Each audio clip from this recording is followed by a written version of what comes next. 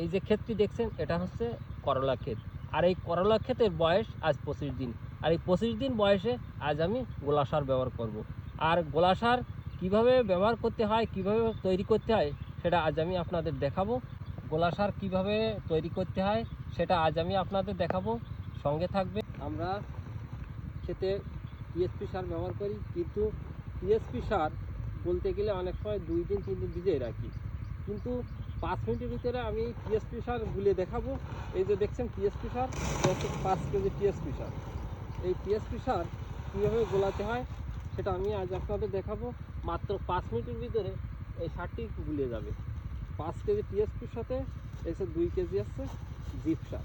এই জিপ সারটা এর ভিতরে মিক্স করে দেব। মিক্স করে দিয়ে এই যে দেখছেন পানি, এই পানিটা এর ভিতরে দিয়ে দেব।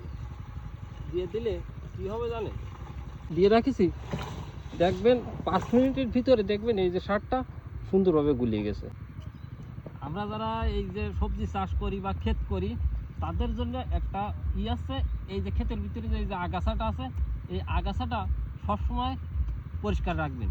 যদি আগাছা পরিষ্কার না রাখেন তাহলে এই যে ক্ষেতের ভিতরে যে সার দেবেন, যেটা ওষুধ দেবেন, ভিটামিন দেবেন, সব কিছু এই আগাছায় খেয়ে ফেলবে।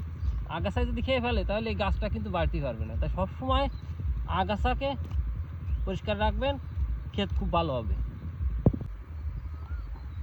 এই যে দেখেন সেই টিএসপি সারগুলো এই 5 মিনিট হয়ে গেল, এখন দেখেন কি সুন্দর গুলে গেছে। টিএসপি সারের ভিতরে আমি 2-2.5 কেজির মতো ইউরিয়া সার দিয়ে দিচ্ছি। আর সঙ্গে এটা হচ্ছে পটাশ সার 2 কেজি, এটাও দিয়ে দিলাম। এটা দিয়ে এবার সুন্দর করে মিক্স করে নেব। আর এইভাবে প্রস্তুত হবে হচ্ছে সেই হাইলাইট সার, যেটাকে গোলা সার বলে। এই যে গোলা সারটা দেখেন কত সুন্দর হয়েছে। এখন আমি সমস্ত গাছে এই সারগুলো দিয়ে দেব। এর ভিতরে পরিমাণ মতো পানি দিয়ে দেব, দিয়ে সমস্ত গাছে দিয়ে দেব। পরিমাণ মতো পানি দিয়ে দিচ্ছি। এর ভিতরে পানি দিয়ে 2-5 মিনিট অপেক্ষা করবো, তারপর সমস্ত গাছে দিয়ে দেবো।